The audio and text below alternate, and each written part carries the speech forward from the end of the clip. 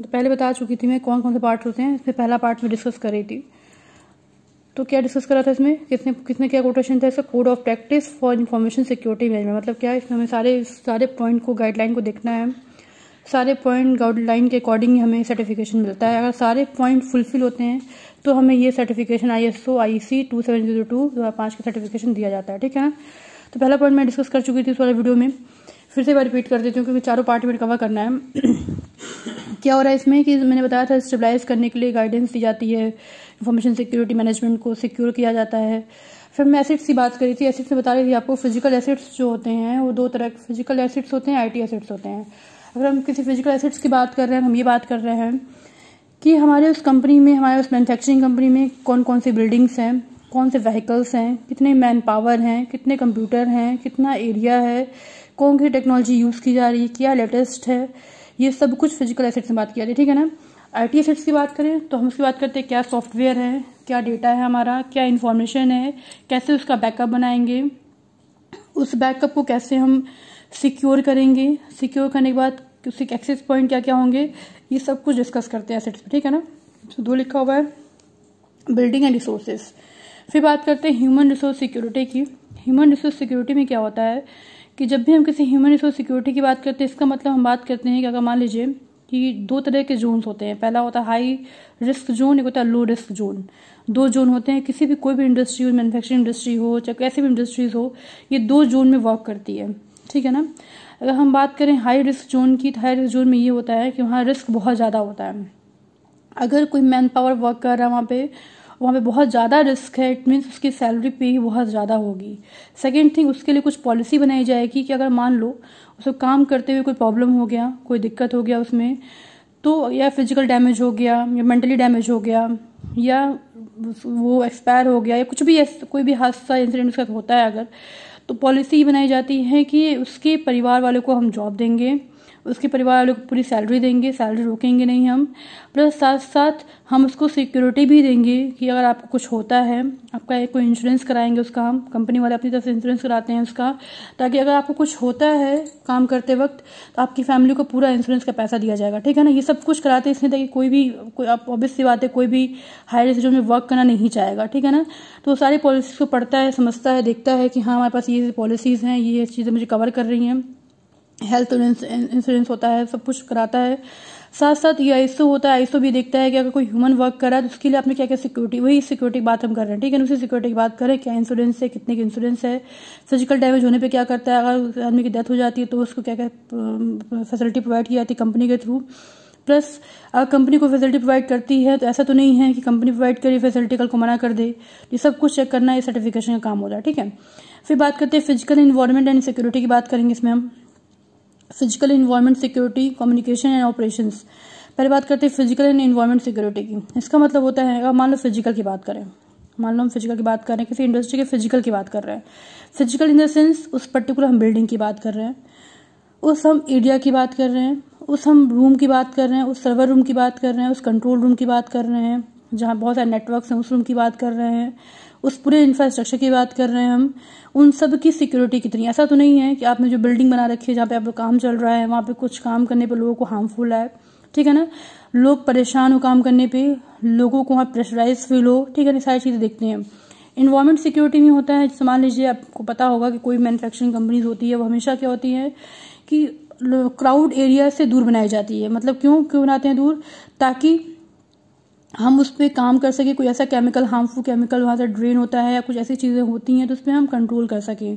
साथ साथ वहाँ के ज़्यादा लोग इफेक्टिव ना हो उस प्रॉब्लम से, इसीलिए इन्वायरमेंट से दूर, क्राउड एरिया से दूर कोई भी फैक्ट्री बनाई जाती है, कोई फैक्ट्री भी रखी जाती है, ताकि कोई भी इन्वायरमेंट इफेक्ट हो रहा है, वहाँ के एनिमल्स हो गए, वहाँ के प्लांट्स हो गए, वहाँ के ह्यूमन्स हो गए, तो भी ISO ये बोलता है कि एक लिमिट तक, एक लिमिट होती है किसी को हार्म पहुँचाने की। अगर आपका जो प्रॉब्लम फैक्ट्री में, ऑब्वियस सी बात है फैक्ट्री है तो हार्मफुल केमिकल्स तो होंगे, बट हार्मफुल केमिकल इतने ज़्यादा नहीं होने चाहिए जिससे कि फिजिकल लोगों को प्रॉब्लम हो या एनिमल्स प्लांट को प्रॉब्लम हो या हार्मफुल पहुंचे। हाँ, इतना तो होता है कि थोड़ा बहुत तो इफेक्ट पड़ता ही पड़ता है। तो थोड़ा बहुत इफेक्ट पड़ता है तो उसको हम लोग इग्नोर कर देते हैं, उतना इफेक्ट नहीं होता है जितना होना चाहिए। अगर उतना होता है तो सर्टिफिकेशन आपको नहीं मिलेगा। ठीक है। फिर बात करते हैं कम्युनिकेशन ऑपरेशंस की। जब भी बात करते हैं कम्युनिकेशन की चीज़ याद रखिए। कम्युनिकेशन का मतलब होता है कि अब कोई कंपनी आप स्टेबलाइज कर रहे हो तो आपने कम्युनिकेशन करने के लिए लोअर लेवल के लोगों से, हायर लेवल के लोगों से, इस कंट्री दूसरी कंट्री से लोगों से, प्लस अपने क्लाइंट से, कस्टमर से, यूज़र से कैसे कम्युनिकेट करोगे, इसको भी हमको प्री डिफाइन करना पड़ता है जब सर्टिफिकेशन चाहिए होता है तब। कैसे का मतलब क्या होता है? कैसे का मतलब ये होता है, जैसे मान लो कि हमने डिफाइन किया है कि हम जो कम्युनिकेशन करेंगे, जो कम्युनिकेशन होगा वो लैन के थ्रू करेंगे, वैन के थ्रू करेंगे, ठीक है ना, वीपीएन के थ्रू करेंगे, किसी प्रॉक्सी सर्वर के थ्रू करेंगे, किसी और सर्वर के थ्रू करेंगे, इतने नेटवर्क्स होंगे, ये सारी चीज़ें आपको प्री डिफाइन करनी पड़ती है। और साथ साथ आपको बताना पड़ता है कि जो हमारा कम्युनिकेशन चैनल हम लोगों ने बना रखा है, जो कंट्रोल रूम बना रखा है, जो कम्युनिकेशन नेटवर्क प्रोवाइड कर रहे हैं हम लोग, वो सब कुछ सेफ एंड सिक्योर है, ठीक है ना। एंड ऑपरेशन की बात करेंगे तो ऑपरेशन का मतलब होता है कम्युनिकेशन के लिए आपने स्टेबिलिटी ढूंढ लिया, लाइन ढूंढ लिया कम्युनिकेट करने के लिए लोगों से, तो उस पर क्या क्या ऑपरेशन भी परफॉर्म होंगे ये भी आपको पहले ही बताना पड़ता है। ऑपरेशन का मतलब होता है, मान लीजिए कि आपको पता होगा जितने भी आईटी कंपनी हैं या जितने भी कंपनीज हैं वो हमेशा बाहर के लोगों के क्लाइंट को हैंडल करती हैं। तो हैंडल करने का मतलब ये नहीं होता है कि उनके हर काम में, हर चीज़ों में प्रॉब्लम इंटरफेयर करना या उसको हैंडल करना है। प्रॉब्लम हैंडल करने का मतलब ये होता है कि अगर आपके वर्क से रिलेटेड कोई काम वहाँ हो रहा है जिसकी नॉलेज आपको अगर है तो आप उसको वाई नेटवर्क हैंडल कर सकते हो, वाई नेटवर्क सॉल्व कर सकते हो, प्लस अगर उन्हें कोई दिक्कत हो रही है तो उसको भी सोल्यूशन आप प्रोवाइड करते हो, ठीक है ना। ये होता है ऑपरेशन, मतलब ये ऑपरेशन डिफाइन होता है। अब उस ऑपरेशन में आप क्या क्या करो ये मतलब नहीं है, बट हमें वो स्टेप डिफाइन करने पड़ते हैं कि हाँ इस स्टेप के अकॉर्डिंग हम सारे काम करेंगे, चाहे ये स्टेप फॉलो करते हुए हम सारे काम करेंगे। उस स्टेप के अंदर क्या करोगे ये डिफाइन नहीं किया था, क्योंकि सबको पता है कि ऑपरेशन जो होते हैं सिचुएशन और टाइम के अकॉर्डिंग क्या होते हैं, चेंज होते रहते हैं, ठीक। अब बात करते हैं एक्सेस कंट्रोल की। जब एक्सेस कंट्रोल की बात करेंगे तो एक्सेस कंट्रोल में पहले पढ़ा चुकी हूँ मैं, आप लोगों को पहले बता चुका है। एक्सेस का मतलब होता है कि किसी चीज़ को एक्सेस करने की ऑथराइजेशन होना चाहिए और या अथॉरिटी पार्टी होनी चाहिए उस पर्टिकुलर डेटा को, इंफॉर्मेशन को, उस रिसोर्स को, फिजिकल एसेट्स को, आईटी एसेट्स को एक्सेस करने की अथॉरिटी के पास होनी चाहिए। तो अगर एक्सेस कंट्रोल की बात कर रहे हैं हम, इसका मतलब हम बात कर रहे हैं कि जब भी आपकी कंपनी में, जैसे एक्सेस कंट्रोल मतलब सर्वर की एक्सेस का अलग होगा, सिस्टम के एक्सेस कंट्रोल अलग होंगे, उस कंपनी में कितने क्लाइंट्स काम करेंगे उनके एंट्री बाउंडेशंस होगा, सबको इस कंपनी में नहीं जा सकेगा, किस सिस्टम पे क्या कोड पासवर्ड लगेगा वो सब कुछ एक्सेस करने का डेटा, प्लस अगर आप मैनेजर हो तो आप क्या क्या डेटा एक्सेस कर सकते हो, ये सब कुछ आपको डिफाइन करना पड़ता है कि हमारे पास 5-6 चीज़ें हैं या 5-6 तरह के लेवल पे लोग काम करेंगे जिनको ये सर्विसेज एक्सेस कर सकेंगे अपने ऑथेंटिकेशन के अकॉर्डिंग या ऑथराइज पर्सन के अकॉर्डिंग। ये सारी चीज़ें हम डिफाइन करते हैं इसमें। एक्सेस कंट्रोल में एक चीज़ और आता है, लेवल वाइज इसको भी हम एक्सेस करने का तरीका बताते हैं। लोअर लेवल होता है, हाई लेवल होता है, पहले पढ़ा चुकी हूँ मैं आपको कि इन्फॉर्मेशन सिक्योरिटी सिस्टम में 4 लेवल्स होते हैं किसी बिजनेस में। उन चारों लेवल में क्या होता है कि जब भी लोअर लेवल होता है, हायर लेवल होता है। लोअर लेवल में मतलब वर्कर्स आते हैं जो अपनी चीज़ों को, अपनी प्रोडक्शन को मार्केट में आगे ला के सेल करते हैं, ये सारी चीज़ें होती हैं। तो उनका एक्सेस क्या है, सिर्फ सामान उठाना वहाँ से मार्केट में बेचना, उनका एक्सेस सिर्फ इतना ही है, इससे ज़्यादा वो कुछ नहीं कर सकते हैं। अपडेशन कर सकते हैं, बस सिस्टम को अपडेट कर सकते हैं, कुछ नहीं। बट उसके बाद उसकी आगे की अगर कोई प्रॉब्लम होती है किसी कस्टमर को तो उसको रिजॉल्व करने की प्रॉब्लम अथॉरिटी किसकी होती है, उसकी हायर अथॉरिटी को होती है। इस तरह की एक्सेस मतलब कि सर्विस एक्सेस करना, सर्विस प्रोवाइड करना, वो किन लोगों को हम ऑथेंटिकेशन ऑथराइज किए हैं वो एक्सेस कर पाए, इसकी बात करते हैं, ठीक। अब बात करते हैं कंप्लेंट्स की। कंप्लेंट्स मतलब होता है कि अगर हम किसी कंप्लेन की बात कर रहे हैं तो कंप्लेन का मतलब, कंप्लेन भी दो तरह से हो सकता है। पहला क्या है, एक क्लाइंट की तरफ से, एक कंपनी की तरफ से, एक यूजर मतलब क्लाइंट ही होता है, ठीक है ना। दो तरह से कर सकते हैं। कंपनी वाले कैसे कंप्लेन कर सकते हैं, कंपनी वाले अगर मान लो कोई भी आपका कस्टमर आप पे कोई लीगल एक्शन लेता है आपके प्रोडक्ट के अकॉर्डिंग या क्वालिटी के अकॉर्डिंग या किसी भी चीज़ रिसोर्स के या सॉफ्टवेयर के तरीके से, तो आप उस पर कंप्लेन पे आप बता सकते हो कि हमारी पॉलिसीज ये थी, हमारे सर्टिफिकेशन में ऑलरेडी लिखा गया था कि अगर आपकी कंप्लेन जो आ रही है वो रिजॉल्व हो सकती है तो हम उसको रिजॉल्व कर सकते हैं। अगर कंप्लेन हमारे रिजॉल्व में नहीं होगी तो आपको प्रोडक्ट हम रिपीट करके देंगे या एक्सचेंज करके देंगे या उसकी कुछ पार्ट को हम रिकवर करके देंगे आपको। ये सारी कंप्लेंट्स में लिखी होनी होती है, ठीक है ना। अगर हम कस्टमर की बात करें तो, लेकिन कंपनी की बात करें हो सकता है कोई दूसरी कंपनी ये क्लेम कर सकती है आपके ऊपर कि आपकी कंपनी डुप्लीकेट है, चाहे आपने मेरी कॉपी किया है या आपने ये चीज़ें किया है। बहुत कुछ कंप्लेन हो सकता है, टैग लाइन का कंप्लेन हो सकता है, नाम का कंप्लेन हो सकता है। तो आप भी इसमें लीगल एक्शन ले सकते हो कि मेरे पास ये सर्टिफिकेशंस हैं और इस सर्टिफिकेशन में प्रूव हो चुका है कि हमारी कंपनी का जो कोड है, कोटेशन सब यूनिक है, कि इसे मैच नहीं करता है, तो हमारे लीगली हम क्या है, स्ट्रॉन्ग है। ये चीज़ में आप प्रूव कर सकते हो, ठीक है ना। फिर आता है बिजनेस कॉन्टिन्यूटी मैनेजमेंट। इसमें क्या होता है, बिजनेस कॉन्टिन्यूटी मैनेजमेंट में क्या होता है, ये किसी भी बिजनेस को आगे बढ़ाने के लिए, आगे मतलब आपको पता ही होता है कि बिजनेस का जो गोल होता है बहुत लॉन्ग टर्म्स होता है, शॉर्ट टर्म गोल्स कभी नहीं होता है, ठीक है ना। तो लॉन्ग टर्म्स गोल को मैनेज करने के लिए, बिजनेस को चलाने के लिए हमें क्या क्या चीज़ें चाहिए, क्या चीज़ें मतलब कि आपने प्रोडक्ट अभी लॉन्च किया है, उसमें कोई आप उसमें आगे क्या अपडेशन करोगे, उसमें आगे क्या आप और ऐड करोगे, ठीक है ना, क्या उसमें निगेटिव बात है उसको आप हटाने की कोशिश करोगे आगे चलकर, या यूज़र के पर्सपेक्टिव से या अपने पर्सपेक्टिव से क्या चीज़ें उसमें आप वो चेंज करना चाहोगे। ये सारी चीज़ों के बारे में बात करेंगे, ठीक है ना। ये सब चीज़ हम उसे देखेंगे। फिर उसके बाद अगर मान लो कि हम ये भी साथ साथ चेक करते हैं कि हमारी जो ड्यूरेशन है कंपनी की, आपको पता ही होता है कि बिजनेस कंपनी की ड्यूरेशन जो होती है वो 5 ईयर, 10 ईयर, 11 ईयर, 19 ईयर ऐसे होती है। ऐसा नहीं होता है कि आपने बिजनेस कर लगाया परसों खत्म हो गया। तो आपके जो आपके गोल होते हैं उसको भी आपको बताना पड़ता है कि हाँ हमारे गोल्स ही होंगे, हमारे गोल को अचीव करने के बाद भी हम आगे अपने बिजनेस को कंटिन्यू करेंगे प्रोडक्ट और कस्टमर की डिमांड के अकॉर्डिंग। ये सारी चीज़ें आपको इसमें दिखानी होती है, ठीक है। फिर आता है इन्फॉर्मेशन सिक्योरिटी इंसिडेंट मैनेजमेंट। इसका मतलब होता है कि जो भी आपके कंपनी में उस इंफॉर्मेशन सिक्योरिटी में जो भी आपके अचानक से प्रॉब्लम्स क्रिएट होती हैं, चाहे वो कस्टमर लेवल पे हो, चाहे वो यूज़र लेवल पर हो, चाहे किसी भी लेवल पर हो, तो उसको आप कैसे डिस्ट्रॉय करोगे, उसको आप कैसे मैनेज करोगे, उसको आप कैसे कंट्रोल करोगे, कैसे मॉनिटर करोगे, ये सारी चीज़ों के बारे में इसमें बात करते हैं, ठीक है। ये आपका पहला आपका कंप्लीट हो गया। अब सेकंड की बात करते हैं। सेकंड आपका होता है ISO IEC 2701 2005, ठीक है ना। इसमें क्या होता है देखो, तो इसका कोटेशन का ये, इस कोटेशन को याद रखिएगा और इस हेडिंग को याद रखिए। दो चीज़ आप याद रखेंगे तो आराम से आप इसके बारे में एक्सप्लेन कर सकोगे। अगर नहीं याद रखोगे तो एक्सप्लेन करने में प्रॉब्लम्स होगी, ठीक है ना। देखो तो क्या होता है, information security management system requirement क्या हो रहा है इसमें, ISO IEC 2701 2005 cover all type of organization. जितने भी टाइप के ऑर्गेनाइजेशन होते हैं इसको यह सर्टिफिकेशन कवर करता है।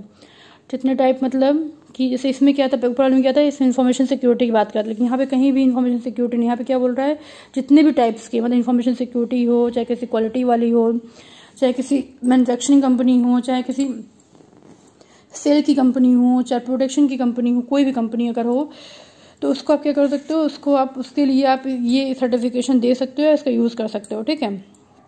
अब इसमें हो क्या रहा है, देखो तो क्या हो रहा है, बोल ये रहा है इसमें कि ISO IEC 2701 2005 specify the requirement for the stabilizing, implementing, operating, monitoring and review, maintaining and improving a document information security management system within the context of the organizations and overall the business risk।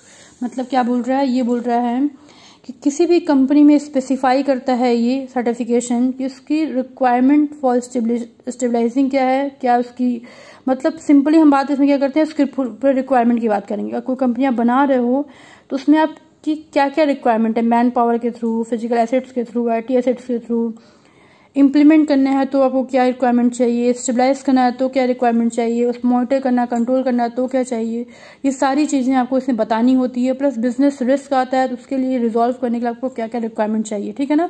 ये सारी चीज़ों की बात इसमें हम करते हैं। आपको ये नाम जो सुन रहे होंगे आप, मॉनिटरिंग, स्टेबलाइजिंग, रिव्यू करना, या आपने जब मैंने फेज पढ़ा था वाटरफॉल मॉडल, उसमें कुछ इस तरह के नाम थे, ठीक है ना। वही फेजेस का इसमें यूज़ किया जाता है किसी भी कंपनी को डेवलप करने के लिए, किसी वो क्या था, वो सॉफ्टवेयर को डेवलप करने का था, ये किसी कंपनी को रिक्वायरमेंट को फुलफिल करने के लिए बनाया गया, ठीक है ना।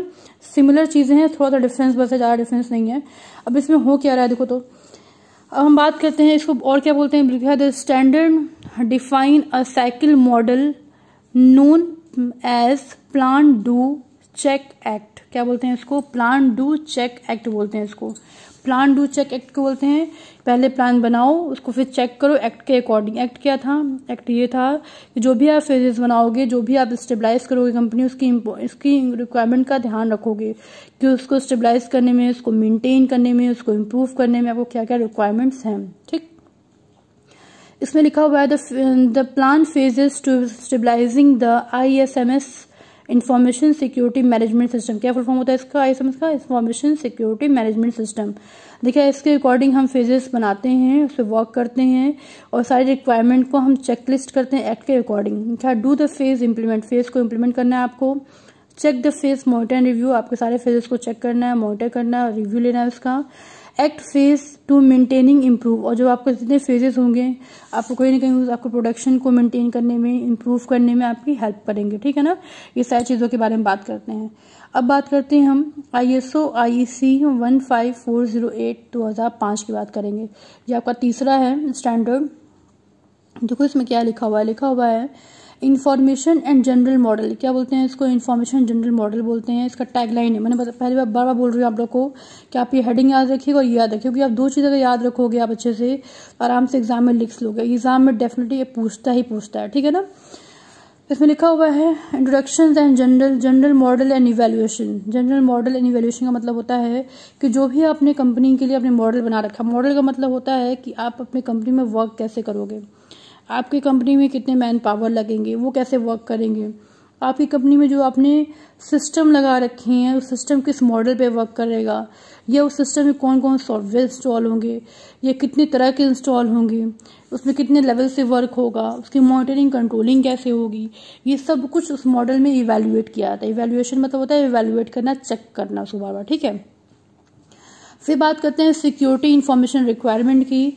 इसमें हम क्या करते हैं, जो भी हमारी सिक्योरिटी इंफॉर्मेशन रिक्वायरमेंट होती है हम ये भी चेक करते हैं कि वो हमारे टारगेट से मैच कर रही है कि नहीं। टारगेट का मतलब होता है, आपको पता ही है कि जब भी वो कंपनी स्टेबलाइज किया होता है उसका कुछ गोल होता है, कुछ उसकी गोल मतलब कुछ अचीव करना होता है। अचीव करने के बाद वो नए टारगेट फिर नया गोल बनाता है। तो जो भी आप चीज़ें बना रहे हो, जो भी सर्टिफिकेशन आपको मिलने वाला है, ये सर्टिफिकेशन ये चेक करता है कि जो भी आप काम करोगे उससे अपने गोल को अचीव या टारगेट को अचीव कर पाओगे कि नहीं कर पाओगे। सर्टिफिकेशन ये चेक करता है। साथ साथ ये भी चेक करता है कि उसको इवैल्यूएट करता है। इवैल्यूएट मतलब वही चेक करना कि टारगेट मेट होगा भी कि नहीं मेट होगा। अगर मेट नहीं होगा तो क्यों नहीं होगा, आपको ये बताएगा सर्टिफिकेशन, और मेट होगा तो आपको सर्टिफाई करके सर्टिफिकेशन आपको दे देगा, ठीक है।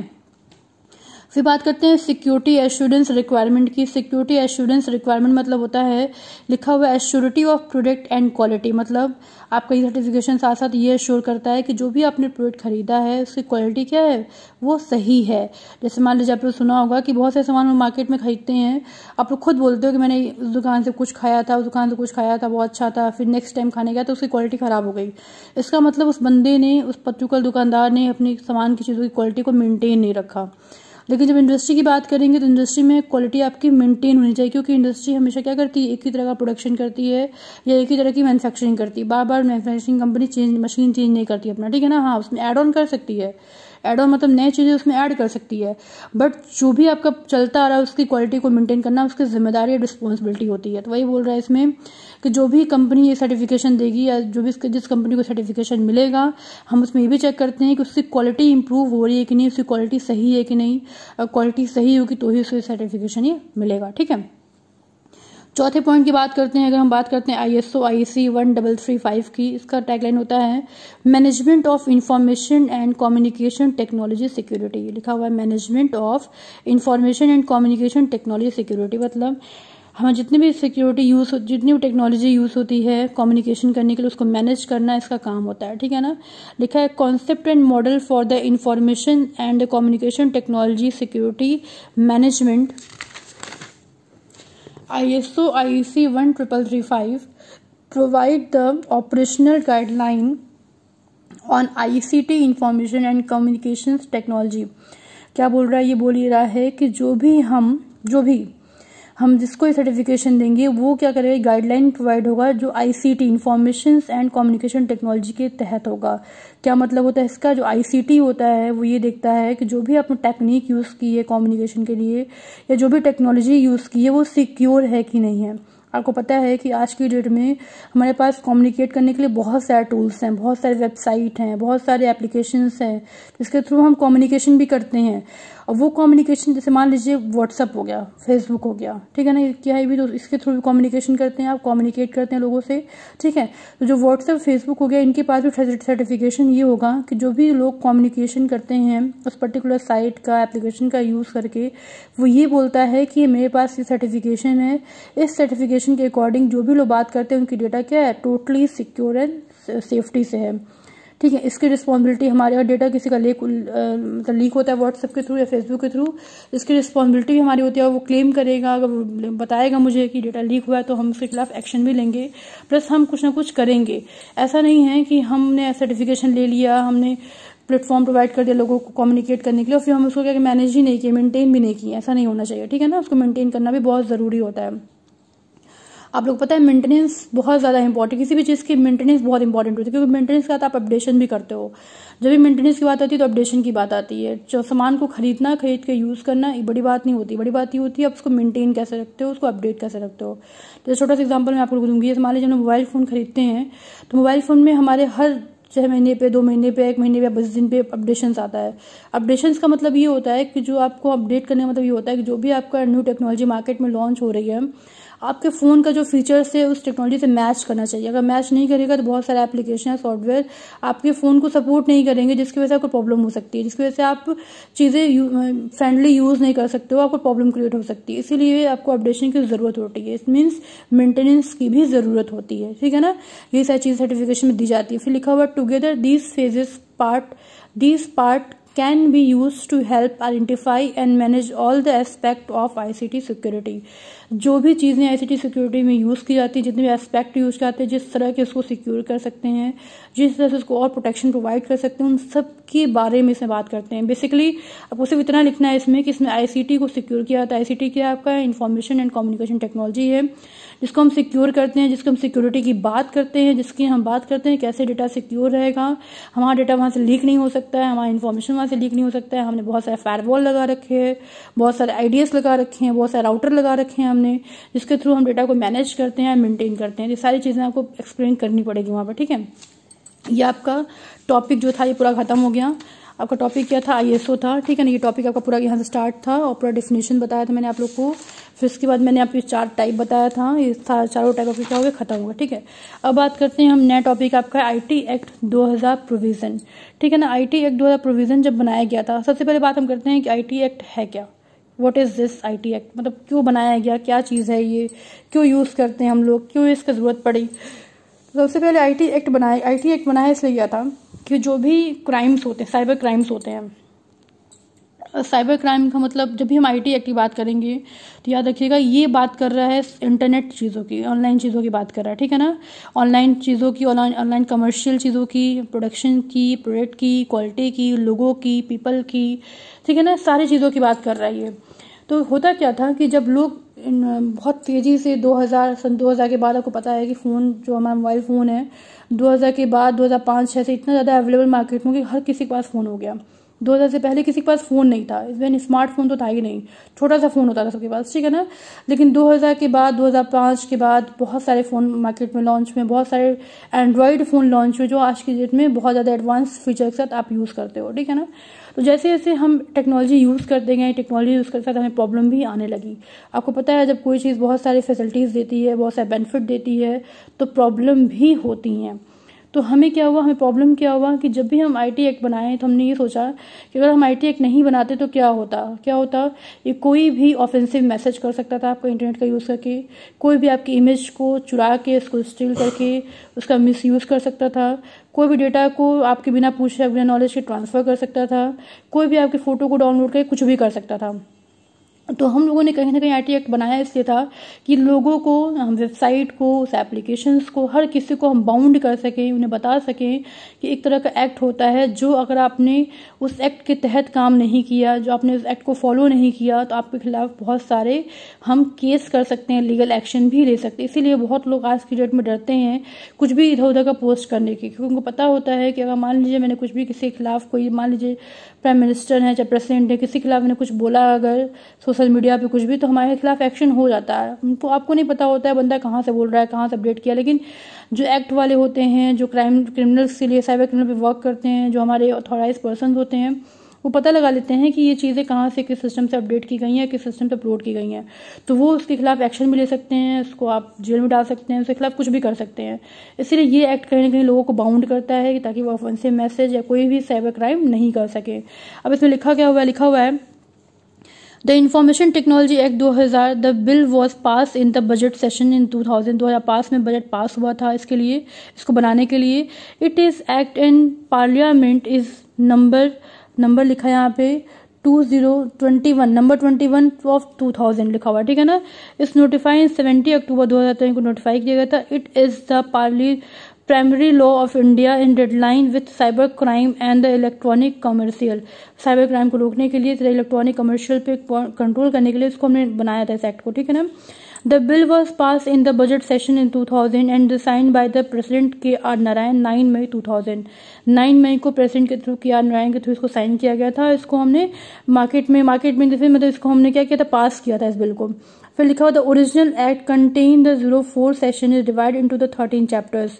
13 चैप्टर मतलब 13 पॉइंट हैं इसके जिसको ये कवर करता है, एंड 4 शेड्यूल्स हैं इसके, 4 शेड्यूल हैं, 4 सेक्शंस हैं, 13 चैप्टर्स हैं, जिसके थ्रू ये एक्ट क्या होता है, कवर करता है। The law apply on the while of India, India में क्या होता है, अप्लाई किया जाता है। Persons of the other national, और कोई आदमी है जो अलग कंट्री में अलग जगह रहता है, कैन ऑल्सो भी इंडिकेट अंडर द लॉ, वो भी क्या करता है, अगर मान लीजिए नेटवर्क का यूज करता है इंडिया में तो वो भी इस लॉ के तहत ही वर्क करता है। If the crime involve a computer और नेटवर्क लोकेट इन इंडिया, अगर मान लीजिए मैंने बताया ना कि कोई भी पर्सन जैसे इंडिया पे तो वर्क करता ही करता है, साथ साथ इंटरनेशनल भी क्या होता है, जब कोई भी बंदा इंटरनेशनल के थ्रू उस इंडिया में नेटवर्क के थ्रू एंट्री करता है या फिर कंप्यूटर के थ्रू एंट्री करता है तो उसके ऊपर भी ये लॉ क्या होता है, अप्लाई होता है। कभी ऐसा नहीं हो सकता है कि कोई फॉरनर अगर है यूएसए से या किसी अदर कंट्री से काम कर रहा है इंडिया का, चाहे इंडिया में नेटवर्क के थ्रू एंट्री कर रहा है, किसी फ्रेंड से बात कर रहा है या किसी फ्रेंड से डेटा ट्रांसफर के बाद उसके ऊपर एक्ट अप्लाई नहीं होगा, सबके ऊपर अप्लाई होगा जो इंडिया का नेटवर्क यूज करते हैं, इंडिया के लोकेशन में एक्सेस करते हैं,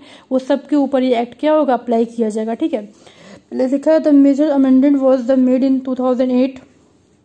इट इंट्रोड्यूस सेक्शन 66A, 2008 में एक 66 सेक्शन बनाया गया था, which is paralysed by sending a offensive message. It also introduce the provision of cyber terrorism and the child abusing. That bill was pass in 22 December 2008 without Lok Sabha, without discuss in Lok Sabha, ठीक है, without discuss in Lok Sabha. क्या हुआ मतलब कि हमारे लोकसभा में एक bill pass हुआ था 22 दिसंबर 2008 को। इस बिल में सेक्शन 66A के तहत बोला ये गया था कि जब भी कोई भी किसी बच्चे के साथ कोई भी प्रॉब्लम ऑफेंसिव एक्शंस होता है साइबर मतलब इंटरनेट के थ्रू, नेट के थ्रू, या कोई टेररिस्ट अटैक भी होता है तो उसके खिलाफ भी ये एक्ट वर्क करता है। आप पूछ रहोगे मैम IT एक्ट फिर क्रिमिनल्स को क्यों नहीं पकड़ लेता, क्यों नहीं किसी टेररिस्ट को पकड़ लेता, पकड़ता तो नहीं है बट हाँ ये बता सकता है कि आपके सिस्टम पे टेररिस्ट अटैक होने वाला है, चाहे हो चुका है, चाहे कोई भी अटैक इस सर्वर को हैक कर रहा है, कॉन्फिडेंशियल मैसेज को चुरा रहा है, ये सारी चीज़ों के बारे में बता सकता है, ठीक है ना। ये सारी चीज़ें इसमें होती हैं। तो इसके 13 चैप्टर्स हैं, मतलब 13 पॉइंट हैं। अब हम 13 पॉइंट की बात करें तो 13 पॉइंट्स आपको बहुत अच्छे से एक्सप्लेन करके बता सकती हूँ मैं। इस 13 पॉइंट्स को याद रखिएगा, बस पॉइंट याद रखिएगा एग्जाम में, क्योंकि पॉइंट ही पूछता है ये सारे पॉइंट 13 पॉइंट क्या कहते हैं, ठीक है ना। इस पॉइंट को याद रखिएगा, प्लस एक चीज़ और याद रखिएगा आप लोग, डेट याद रखिएगा। डेट मतलब किस डेट को ये पास हुआ था, किसने किया, नारायण जी ने पास किया था 9 मई 2000 को। बस 66 एक सेक्शन था जिसको हम 2008 में 22 दिसंबर 2008 को इंट्रोड्यूस की थी। सारी डेट आप याद रखें। डेट से क्या होता है, जब भी आप चैप्टर में मेंशन करोगे या अपने पेपर में मेंशन करोगे तो उससे क्या होगा, आपको नंबर्स अच्छे मिलते हैं। तो ये चीज़ याद रखिएगा। 4 सेक्शन थे, 4 शेड्यूल्स थे, 13 चैप्टर था, K.R. नारायण ने किया था, 9 मई 2000 को किया था। ये सारी चीज़ आप रिमेंबर रखिएगा तो आराम से आपको इसमें आराम से नंबर मिल जाएगा। क्योंकि और ये एक्ट पूछता है तो ये एक्ट उस चैप्टर के नाम पूछता है, वो डेट पूछता है, इंट्रोडक्शन पूछता है, प्लस किसने किया था, कब किया था, ये पूछता है। इसका मतलब एक्सप्लेन करना मतलब यही होता है। तो मेन चीज़ें डेट, किसने किया था, कितने चैप्टर्स हैं, कितने सेक्शंस हैं, कितने शेड्यूल्स हैं, आपको ये याद करना पड़ेगा, ठीक है। चलिए बात करते हैं चैप्टर्स की। देखिए तो यहाँ पे चैप्टर्स लिखा हुआ है, यहाँ पे कुछ हमने 11 पॉइंट लिखा है तो 13 पॉइंट है, 13 चैप्टर्स हैं। हम 13 चैप्टर्स की ही बात करेंगे अभी, ठीक है। पहले देखते हैं यहाँ पे क्या कौन कौन से पॉइंट है। पहला चैप्टर आपका है प्रिलिमिनरी। क्या लिखा हुआ है इसमें, देखो लिखा हुआ है the chapter contain the scope of act, the various area field where the act is applicable are also be contained in the chapter. The chapter also include the actual definitions of the IT Act। मतलब क्या बोल रहा है ये, इस पहले chapter में हम सब डिफिनेशन को बताते हैं, IT Act की डिफिनेशन को बताते हैं कि इस हमारे IT Act के टोटल डिफिनेशंस है क्या क्या डिफिनेशंस है कि हमारे डेटा को सिक्योर करना, हमारे सिक्योरिटी को मेंटेन रखना, प्लस हमारे साथ जो भी प्रॉब्लम होती है, जो क्रिएट्स होती है, उसको दूर करना, ठीक है ना। अब बात करते हैं सेकंड चैप्टर की। सेकंड चैप्टर में क्या लिखा हुआ है, the chapter discuss the use of digital signature and asymmetric cryptography for authentications A hash function may be used to equalize the encryption process, and the private key and public key pair is unique for a given subscriber and make the verifications of a record possible. क्या बोल रहा है ये? Second में ये बोल रहा है, मैंने आपको जब पढ़ाया था डिजिटल सिग्नेचर तो बताया था आप लोगों को डिजिटल सिग्नेचर क्या होता है। डिजिटल सिग्नेचर कहीं ना कहीं जो भी सेंडर मैसेज सेंड करता है उसको ऑथेंटिकेट करता है, ठीक है ना, उसको बताता है कि किसने मैसेज किया है, क्या मैसेज किया है। तो वही बता रहा है चैप्टर कि जब भी कोई मैसेज सेंड किया जाता है, जब भी कोई मैसेज कोई सेंडर सेंड करता है तो डिजिटल सिग्नेचर वहाँ पे ये प्रूफ करता है कि वो मैसेज उस सेंडर के थ्रू ही उसके पास आया है। तो ये बोल रहा है इस चैप्टर में हम डिजिटल सिग्नेचर का यूज़ करेंगे ताकि हमारा जो मैसेज है, हमारा जो डेटा है उसको सेफ एंड सिक्योर बना सकें, ठीक है। चैप्टर नंबर 3 में लिखा हुआ इलेक्ट्रॉनिक गवर्नेंस, शॉर्ट फॉर्म में बताती हूँ मैं आप लोगों को। इलेक्ट्रॉनिक गवर्नेंस का मतलब लिखा है this chapter deal with the legal recognisations of electronic record and digital signature. We cover the specified rule stating the method of procedure to the used while finding the electronic records and the cost of the incurred of the filling, creations, issues of the electronic record, and also mentioned in this chapter. The retentions of the electronic record is mentioned, and this chapter is also include the publications of rule, regulations, etc. फिर लिखा हुआ है in electronic journalization the section between the power of the central government to make rule with the respect to digital signature. क्या बोला? Simple आपको अगर line में चाहिए तो देखिए यहाँ पे सारे पॉइंट्स मैंने शॉर्ट फॉर्म में लिख रखे हैं। पहला प्रीमियम क्या बताया था मैंने, ये बताया था इसमें हम क्या देखते हैं, इसमें जो भी हमारा डिफिनेशंस है आईटी एक्ट का उसको कवर करता है। मतलब डिफिनेशंस क्या थी कि वो हमारे सारे ऑफेंसिव मैसेज को जो भी हमारे इंटरनेट पे वर्क हो रहा है उसको सिक्योर करना उसका काम होता है, प्लस उसको सिक्योर के साथ नेटवर्क को सिक्योर करना भी उसका काम होता है पहले में ये।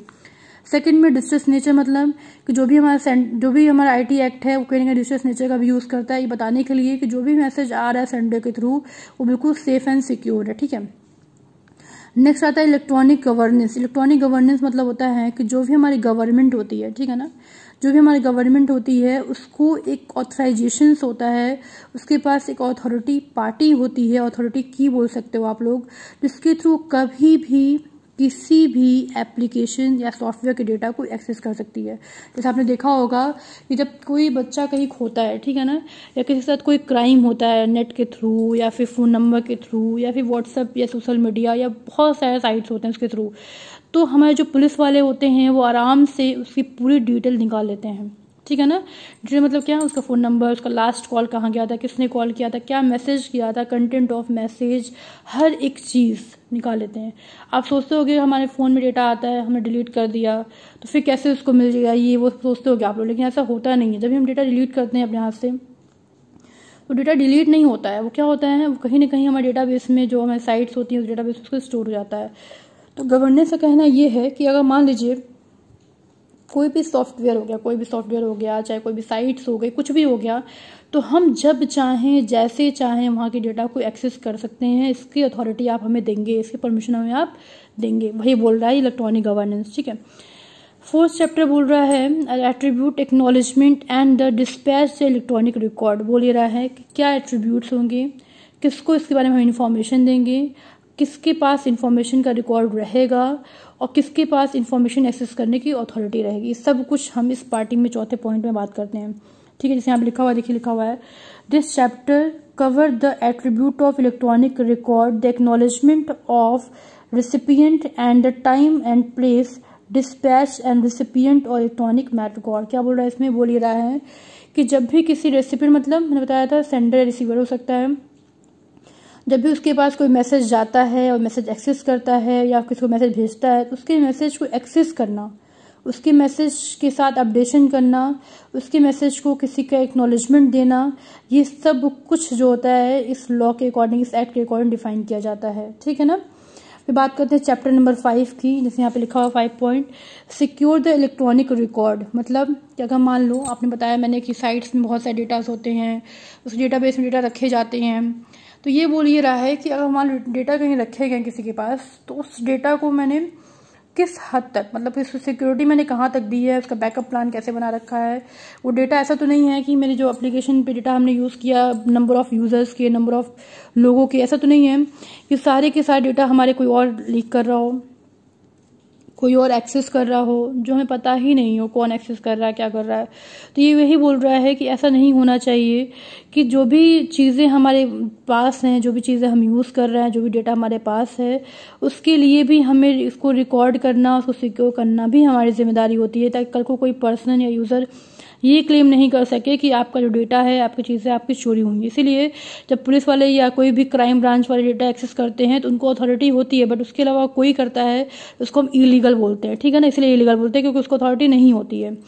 फिर नेक्स्ट आपका regulations and certifying the authorities, वही मतलब अथॉरिटी देना, सर्टिफिकेशन देना कि कौन कौन डेटा एक्सेस कर पाएगा, कौन नहीं कर पाएगा, उसका ऑथराइजेशन क्या होता है, इसमें दिया जाता है। वो हमेशा उसी के लिए वर्क करते हैं। डिजिटल सिग्नेचर सर्टिफिकेशन मतलब ये भी एक सिग्नेचर सर्टिफिकेशन होता है जो कि अपने सिग्नेचर का यूज़ कर सकता है, जो कि अपने सिग्नेचर के थ्रू डेटा सेंड कर सकता है, प्लस उसको पूरी सर्टिफिकेशन दिया जाता है ताकि आप वो काम कर सकते हो, आप उसके लिए क्या ऑथराइज्ड हो। ड्यूटीज़ ऑफ सब्सक्राइबर मतलब होता है, जैसे मान लीजिए कि आपने नेटफ्लिक्स यूज़ किया, ठीक है ना, आपने हॉटस्टार यूज़ किया, ठीक है। बहुत सारे साइट्स होती हैं, बहुत सारे आप वेब सीरीज़ देखते हो, यूट्यूब यूज़ किया, यूट्यूब को सब्सक्राइब किया आपने, बहुत सारे चैनल यूज़ किया। तो ड्यूटी मतलब ये होता है कि अगर आप कोई चैनल यूज़ कर रहे हो तो ऐसा तो नहीं है कि आप उस चैनल की कॉपी करके उस म्यूज़िक को, उस आदमी के इमेज को, उस आदमी के गाने को, उस आदमी के वीडियो को, लेक्चर को कॉपी करके फिर अपना नाम देकर उसको पब्लिश कर दे रहे हो, ऐसा तो नहीं है। क्योंकि ड्यूटी मतलब होता है कि जो सब्सक्राइबर जितने सब्सक्राइब किया, उस ड्यूटी ये होती है कि वो इस एक्ट के तहत अगर ऐसा काम करता है, कॉपी करना, उसको एडिट करके अपने नाम दे देना, या किसी गाना चुरा लेना या किसी वीडियो चुरा लेना, ऐसा काम करता है तो उसके खिलाफ भी एक्ट क्या करता है, वर्क करता है, ठीक। अब बात करते हैं ऑफेंसिव की। ऑफेंसिव का मतलब होता है, ऑफेंसिव का सिंपल मतलब होता है आपत्तिजनक मैसेज करना या आपत्तिजनक वीडियो भेजना या कुछ ऐसा काम करना जो हमारे डेटा के लिए, हमारे चीज़ों के लिए सही या सेफ नहीं हो। तो ऑफेंसिव का मतलब सिंपल ये होता है कि जो हमारा डेटा है, जो हमारे लोग हैं, जो कोई भी आपको ऑफेंसिव मैसेज करता है या कोई ऐसा इमेज करता है या वीडियो सब्सक्राइब करता है, भेजता है आपके पास, तो उसके खिलाफ भी एक्ट क्या करता है, वर्क करता है। फिर बात करते हैं हम network service and provider not to be. इसका मतलब क्या हुआ, not to be levied in the certain cases. इसका मतलब क्या होता है, बताती हूँ आपको इसका मतलब क्या होता है। सिंपल इसका मतलब क्या होता है कि अगर मान लीजिए कि आपने एयरटेल का नेटवर्क यूज़ कर रहे हो या वोडाफोन का नेटवर्क यूज़ कर रहे हो या जियो का नेटवर्क यूज़ कर रहे हो आप, ठीक है। अब उस नेट का यूज़ करके आपने कौन कौन सी साइट विजिट की है, ठीक, आपने कौन सी साइट विजिट की है, कौन साइट विजिट नहीं की है, या फिर कोई ऐसी साइट, इलीगल साइट तो नहीं विजिट किया है जो आपको नहीं करना चाहिए था, जो आपकी एज ग्रुप में अलाउ नहीं था। तो अगर आप ऐसी चीज़ें करते हो तो वो प्रोवाइडर जो होता है, नेटवर्क प्रोवाइडर, वो इसका जिम्मेदार नहीं होगा इस एक्ट के तहत। कहने का मतलब क्या हुआ कि जब भी कोई नेट हम कहीं से एक्सेस करते हैं या किसी भी नेटवर्क को सब्सक्राइब करते हैं, इसका मतलब ये होता है कि वो टोटली रिस्पॉन्सिबिलिटी हमारी होती है कि हम कौन सा साइट विजिट करें, कौन सा साइट विजिट नहीं करें, हम किसके लिए ऑथराइज्ड हैं, किसके लिए ऑथराइज्ड नहीं है। ये सब कुछ जो है हमारी रिस्पॉन्सिबिलिटी, कोई भी नेटवर्क सर्विस प्रोवाइडर इसके जिम्मेदार नहीं लेता है, इसकी जिम्मेदारी नहीं लेता है, ठीक है ना। नेक्स्ट होता है आपका मिसयूज ऑफ इंटरनेट। इंटरनेट का मिसयूज होता है आपका, मतलब कि ऐसा तो नहीं है कि आप इंटरनेट का मिसयूज करके आप किसी को कोई क्या कर रहे हो, मतलब कि इलीगल मैसेज कर रहे हो या किसी को परेशान कर रहे हो, धमकी दे रहे हो, कोई प्रॉब्लम क्रिएट कर रहे हो। ये सारी चीज़ें हम इसमें देखते हैं, ठीक है ना। उसका आपका आता है, एक आता है मैलिशियस फैक्ट आता है, देखिएगा 13वां चैप्टर था आपका, मैलिशियस फैक्ट आता है। लिखा है malicious fact about the information technology act cover in this chapter, it cover the power of police officer to conduct a search. इस तहत के अकॉर्डिंग कोई पुलिस वाला किसी भी डेटा को सर्च कर सकता है या कवर कर सकता है, ठीक है ना, या उसके खिलाफ कोई भी एक्शन ले सकता है। Control deputy controllers and assistant controller to be public servant. जो भी कंट्रोलर होंगे, जो भी पब्लिक सर्वेंट होंगे, वो इस चीज़ को क्या करते हैं, इस एक्ट के तहत आते हैं एक्सेस करने में। Protect any action perform in a good faith. कोई भी एक्शन परफॉर्म करेंगे आप, अच्छे वे में करेंगे, सही वे में करेंगे, क्या करेंगे, इसकी भी जिम्मेदारी इस एक्ट की होती है कि अगर आपने कोई ऐसा काम तो नहीं किया, कोई ऐसा एक्शन तो नहीं लिया है जो इस एक्ट के तहत नहीं है। इस एक्ट के तहत होगा तो कोई दिक्कत नहीं है, बट इस एक्ट को फॉलो नहीं करेगा तो आपको प्रॉब्लम क्रिएट हो सकता है, ठीक है। फिर आपका आता है illegal act committee and complaints. जो भी आपके इलीगल एक्शंस होते हैं, आप कभी इलीगल एक्शन कर रहे हो, कोई प्रॉब्लम क्रिएट कर रहे हो, अगर मान लो इलीगल एक्शन मतलब सिंपल ही होता है कि किसी इंटरनेट का यूज करके मिसयूज करके आप कुछ धमकी दे रहे हो, ठीक है ना। होता है ना, आप देखते हो कि कोई जैसे इंटरनेट पे किसी का फेस तो दिखता नहीं है, तो कोई भी किसी का फ्रेंड बनकर, कोई भी किसी का फादर बनकर, मदर बनकर किसी को परेशान कर रहा है, मेंटली फिजिकली कैसे परेशान कर रहा है अगर, तो इसकी जिम्मेदारी भी उसी की होती है, ठीक है। वही बोल रहा है इसमें, वही बता रहा है इसमें, ठीक है। तो ये क्या थे, तो 13 चैप्टर्स हैं। चैप्टर मतलब 13 लॉ हैं। अब मान लीजिए आपको एग्जाम पूछता है what is IT act provision, तो आपको सबसे पहले आपको ये डेट याद रखेंगे, ठीक है ना। आप इस डेट को याद रखेंगे, कितने सेक्शन होते हैं, कितने शेड्यूल्स होते हैं, किसने किया था, कब किया था, याद रखेंगे। प्लस मैंने शॉर्ट में लिखा है 11 चैप्टर्स के नाम, ठीक है। 2 और जो थे बता दिया मैंने आप लोग को। उन सारे पॉइंट्स को आप याद रखेंगे। ये पॉइंट्स याद रखेंगे। अगर आपको एक्सप्लेन पूछता है कि what is research nature, what is electronic governance act, या व्हाट इज आपको पूछता है नेटवर्क सर्विस प्रोवाइडर एक्ट, ठीक है ना, या मिसयूज या मिसलेनियस, या फिर ये सारे एक्ट क्या होते हैं, अगर सबके आगे एक्ट लगा के पूछता है अगर, तो भी आप इसको आराम से एक्सप्लेन कर सकते हो, क्योंकि मैंने बहुत अच्छे से बता दिया आप लोगों को, ठीक है ना। ये पूरा टॉपिक यहाँ तक कवर हो गया आपका। अगर हम बात करेंगे किसी भी, मान लीजिए कभी भी IT एक्ट की बात कर रहा करिए, तो आपको समझ जाना चाहिए कि आपको यही बताना ही है, आपको सिंपली आपको ये बताना, ये समझाना है, ठीक है। आई होप कि आपको समझ में आ गया हो। किसी को समझ में नहीं आएगा तो भाई फिर से हम कोशिश करेंगे समझाने की आप लोग को, ठीक है। बस आज के लिए इतना ही, थैंक यू। और एक चीज़ और, हाँ एक चीज़ और बता दूं मैं आप लोग को। अगर मान लीजिए एग्जाम में पूछता है ये कि किसी भी एक्ट के बारे में पूछ ले, चाहे कुछ भी पूछ ले, तो आप इसको आराम से डिस्क्राइब कर सकते हो। एक बार फिर से देख लीजिएगा शुरू से क्या था। पूरा ये था, इंट्रोडक्शन था, इसके 4 पॉइंट्स थे, क्या कहते हैं, पहले 4 पॉइंट याद रखेंगे, इसका कोटेशन याद रखेंगे, इस कोटेशन में क्या क्या चीज़ है, पॉइंट ऑटोमेटिक याद हो जाएगा आपको। इसका कोटेशन याद रखेंगे, कोटेशन है इसका कोटेशन आपका ये है, ठीक है। प्लान, डू, चेक, एक्ट याद रखेंगे, प्लस इसका कोटेशन ये नंबर याद रखेंगे, पॉइंट याद रखेंगे, प्लस ये याद रखेंगे। उसके बाद IT एक्ट में आप क्या हुआ था डेट याद रखेंगे, प्लस एक पॉइंट याद रखेंगे। बस आज के लिए इतना ही, थैंक यू।